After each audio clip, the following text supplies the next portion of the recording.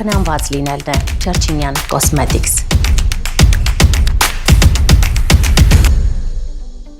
Բարև հարգելի հեռուստադիտող, Մեդինֆորմի շրջանակում այսօր կանանց հետաքրքրող շատ ակտուալ թեմա ենք արձարծելու, դա հիպոթիրեոզի եւ դաշտանային ցիկլի միջև կապն է, շատ հաճախ տարատեսակ հորմոնային խանգարումներ հանգեցնում են հենց դաշտանային ցիկլի խանգարումների։ Իրականում որտեղ է թաքնված պատճառը, որտեղից են գալիս այս խախտումները եւ առհասարակ ինչպիսի ազդեցություն է կրում կնոջ օրգանիզմը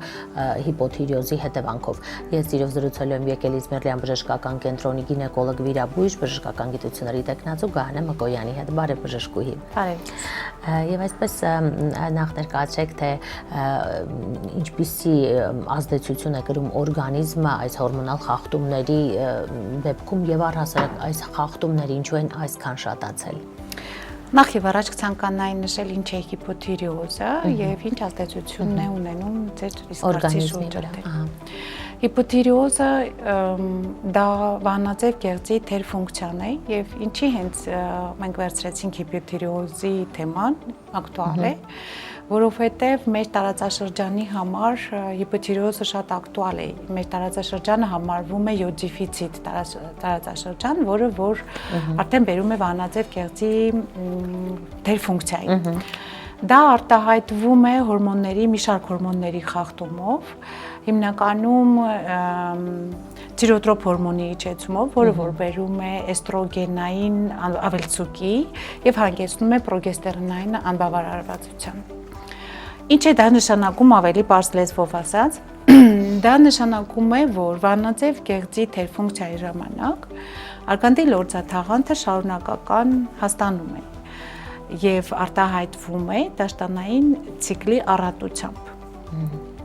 Այդ հիվանդները սուբկլինիկ հիպոթիրեոզ ունեցող հիվանդները, ինչի սուբկլինիկ, որովհետեւ իրենց մոտ դեռ արտահայտված վահանաձև գեղձի հետ կապված գանգատներ չեն լինում։ Այդ հիվանդները առաջնային օղակ դիմում են գինեկոլոգին եւ գալիս են գանգատներով, որ առատ մակարդուկներով երկարատև հաճախ դաշտան են տեսնում։ Մեր գինեկոլոգները, մենք բոլորս սկսում ենք հետազոտել, հորմոններ ենք ստուգում, սոնոգրաֆիաներ ենք դինամիկանում եւ որևիցե պատճառ չենք գտնում, բայց կինը անդադ արյունահոսում է բաֆակտում։ Նայեցեք, բայց այստեղ կինը հասկանում է, որ սա արյունահոսության տեսակ է, թե նրան թվում է, թե առատ դաշտանային ցիկլ է։ Չէ, իհարկե կինը չի կնոջ մոտ իրենք երբևիցե չեն գալիս ասում շատ բացառությամբ դեպքերում, որ գալիս են ասում են ես արյունահոսում եմ։ Չնայած նրան, որ կին դուր բացում մտնում է քո կաբինետ, արդեն գույնից դու տեսնում ես, որ դա արյունահոսած կին է։ Ասում ես դու արյունահոսում ես, ասում ես չէ, չեմ արյունահոսում, մի մոտ ուղղակի ցիկլը առատ է։ Երբ որ զրուցում ես ու բացատրում ես, որ առատ ցիկլ է, դա արդեն արյունահոսություն է, իրենց թվում է, որ ամեն օր արյունահոսությունը, չգիտեմ, որ մատդ կտրում ես անդադ գնում է։ Այդպես պետք է լինի, հա։ Նայեցեք, իսկ տարիքային այստեղ սահմանափակում չունի, չէ՞։ Ոչ, տարիքային սահմանափակում չունի։ Առանց դաշտան ինքան ամեն տարիքում էլ առատ դաշտան է լինում։ Ահա։ Եվ կինը մոտենալով նշում է, որ ցիկլը առատ է, դուք գինեկոլոգը հետազոտում է որևիցե օրգանական պատճառ, այսինքն պոլիպ կամ միոմա ինչ-որ բան չի հայտնաբերվում, հորմոնալ առումով կարող են բոլոր հորմոնները նորմալ լինել, բայց կինը անդադ դժգոհ է, ինչ անում ես, միևնույնն է արյունահոսում է այդ կինը։ Մոտեցումը հիմա այսպիսին է, որ բոլոր հիպերպլազիաները, եթե մենք սոնոգրաֆիկ ախտորոշում ենք հիպերպլազիա էնդոմետրիումի գերաճ, անպայման ցուցում ունեն ստուգվելու վահանաձև գեղձի հորմոնների։ Հարցում ես վահանաձև գեղձ, չէ, ես խնդիր չունեմ, բայց երբ որ հորմոնները մենք ստուգում ենք, տեսնում ենք, որ այստեղ թերֆունկցիա է կատարվում, սուբկլինիկ հիպոթիրեոզի հետ գործում ենք։ Եվ շտկելով վահանաձև գեղձի հորմոնները մենք շտկում ենք էնդոմետրիումի հիպերպլազիաները։ Այսինքն մենք շտկում ենք վահանաձև գեղձի հորմոնը եւ դաշտանը կարգավորվում է։ Այստեղ կցանկանայի նաեւ նշել, որ վահանաձև գեղձի հորմոնների թերֆունկցիան, վահանաձև գեղձի թերֆունկցիան հանգեցնում է անավուլատոր ցիկլերի։ Այսինքն կնոջ մոտ չի լինում օվուլյացիա, ձվազատում, որը որ հանգեցնում է նաեւ չբերությունների։ Շատ ակտուալ է վահանաձև գեղձը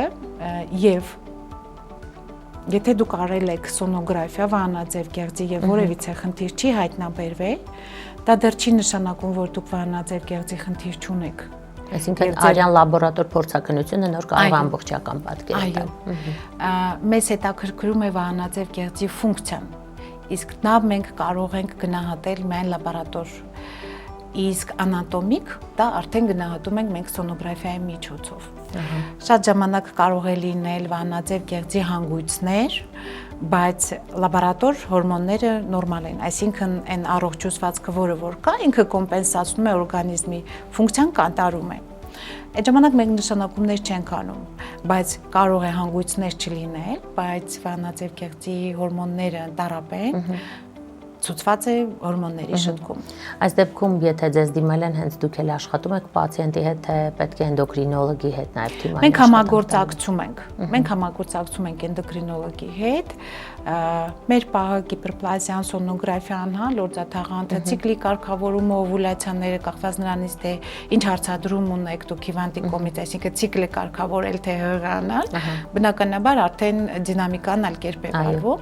Դա մեր կողմից մենք ենք իրականացնում, բայց միանշանակ էնդոկրինոլոգի հետ միասին համատեղ։ Մեր նախնական զրույցի ընթացքում դուք նշեցիք, որ այս խնդիրը անչափ տարածված է հիմա։ Այստեղ գործ ունենք նյարդային վիճակների հետ, թե օդը, ջուրը, կենսակերպը, ինչն է հիմնական թիրախը այս խնդրի։ Հայաստանը էնդեմիկ զոնա է համարվում հիպոթիրոզի համար, որովհետև ինքը յոդ դեֆիցիտային երկիր է։ Մեր տարածաշրջանը առհասարակ յոդ դեֆիցիտային է։ Այո, եւ այն շատ քիչ է օդի, ջրի, սննդի, ամեն ինչի մեջ եւ դա հանգեցնում է վահանաձև գեղձի Հիմնականում սա է պատճառը, այո։ Այո։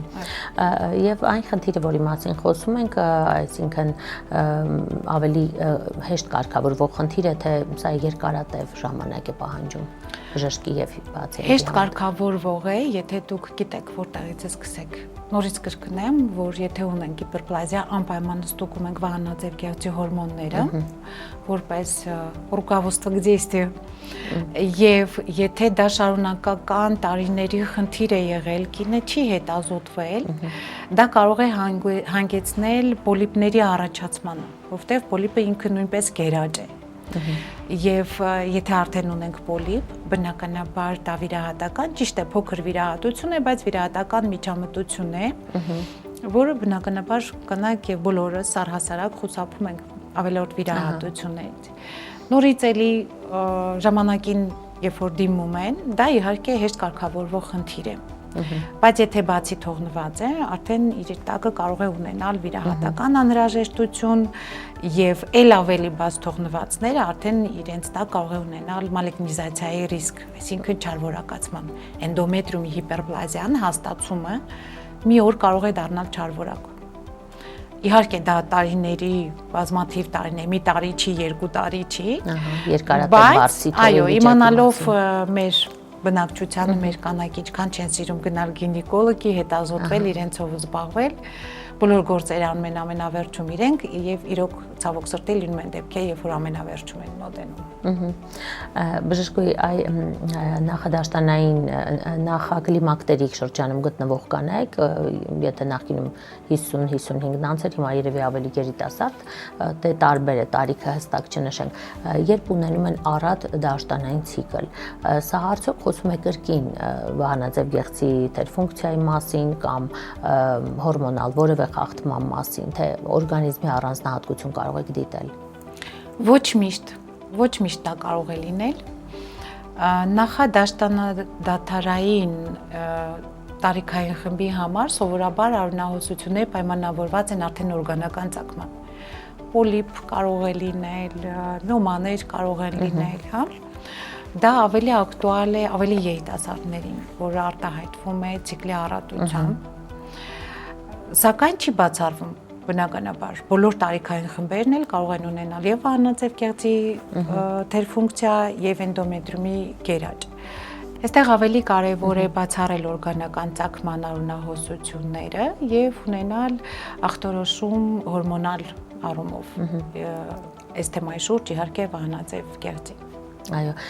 եւ վերջում կխնդրեի մեր կանանց ուղղորդեիք, թե որ ազդանշանների դեպքում շտապ դիմել գինեկոլոգի։ Երբ որ առատ երկարատև դաշտանային ցիկլ են ունենում, դիմել, սկսել գինեկոլոգից, արդեն գինեկոլոգը կուղղորդի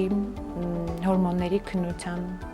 Եվ գինեկոլոգները խնդրում եմ չմոռանան, որ վահանաձև կեղծի հորմոնները շատ ակտուալ են, շատ կարևոր են բոլոր էնդոմետրիումի, հիպերպլազիաների, գերաճերի համար։ Շնորհակալ եմ Տիկին Մկոյան ինֆորմատիվ հարցազրույցի համար։ Ես էլ եմ շնորհակալ։ Եվ այսպես արգելներս բոլոր այն խնդիրները, որոնք կանայք միմյանց մեջ քննարկում են, դուք կարող եք ստանալ այդ խնդիրների պատասխանները հենց այստեղ եւ այսօր այդ կարեւոր եւ տարածված խնդրի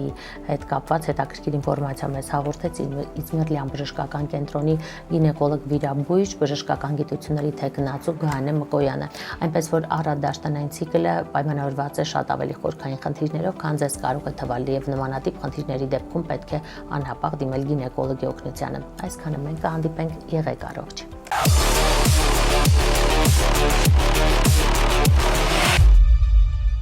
Ինչ ջրեն, ջուր խմելու ժամանակն է։ Ողջույն առողջ էջի բոլոր սիրահարներին, ես ինչպես միշտ գտնվում եմ Hill սպորտային համալիրում եւ մարզիչ Արտուրի հետ այսօր ցույց ենք տալու կրծքավանդակը մարզող վարժություն։ Ընդ որում այն վերաբերվում է եւ կանանց եւ տղամարդկանց։ Իսկ ինչ մանրամասներ կարելի է այս մասին իմանալ, հիմա կիմանանք մարզիչից։ Ողջույն Արտուր։ Ողջույն։ Շնորհակալ եմ, որ միշտ մեզ գրագետ ուղղորդում եք կատարում, այսինքն որ վարժությունը ինչպես կատարել։ Հիմա ցույց ենք տալու կրծքավանդակը մարզող վարժություն։ Խնդրեմ ներկայացրեք այն մեծ կրծքերի դեպքում ինչ առավելություն կտա, փոքր կրծքերի դեպքում թե միևնույնն է։ Ուրեմն էլ ջան, դա կանանց է վերաբերվում, այդ մեծ ու փոքրը, հա։ Եթե կրծքերը մեծ են կանանց մոտ, վարժություններ կան, որոնք ցանկալի է, որ իրենք մշտական անեն, որոնցից մեկը հենց անկյան տակ վարժությունն է, ներքևի համար է նախատեսված վարժությունը։ Հիմա ցույց տամ եւ նաեւ ասեմ։ Այո, խնդրեմ։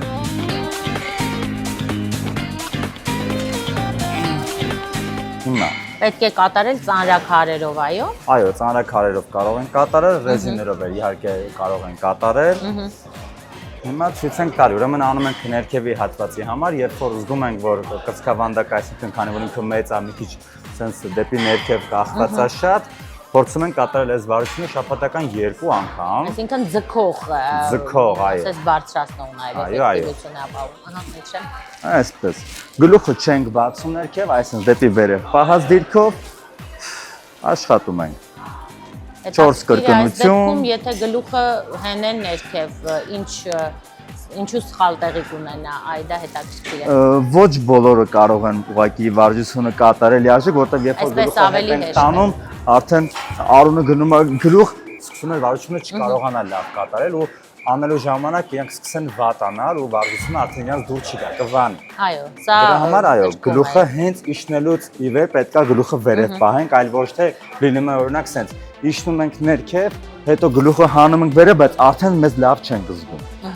Հենց իջնելիս պետք Այո, է հենց գլուխը իջնելիս արդեն իսկ երբ որ նայեք քաշերը պահում ենք այստեղ, օրինակ շատերը ինչ են անում, քաշերը լինում են ներքևում, իջնում նոր են վերցնում, դա արդեն վնասում է ուսերը։ Արմունկը ուսը կարող ենք վնասել։ Դրա համար միշտ քաշերը վերցնում ենք այսպես,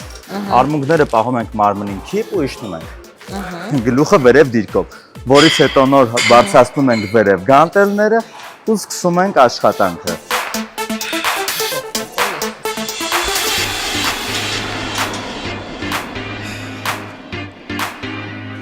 Էլի 4 կրկնություն 12 հատով կարող են անել վարժությունը։ Այսքանը գրագետ մարզիչների օգնությամբ Hill սպորտային համալիրում հասկանում ենք, թե ինչպես պետք է մարզվել։ Իսկ այս սրահը հագեցած է ամենատարբեր սարքերով։ Պարզապես այստեղ պահանջվում է կամք, ցանկություն եւ իհարկե գրագետ մարզիչ։ Եվ իհարկե մարզվելու ընթացքում անպայման պետք է խմել ջրեր։ Ֆիտ ջրերը հենց նախատեսված են ավելի շատ սպորտային կյանքի համար։ Դրանք իրենց տեսքով անգամ հիշեցնում են, որ պետք է մարզվել եւ պետք է մարզվելիս ջուր ընդունել։ Ֆիտ ջրեր, ջուր խմելու ճիշտ ժամանակն է։ Այսօր այսքանը, կհանդիպենք հարգելիներս։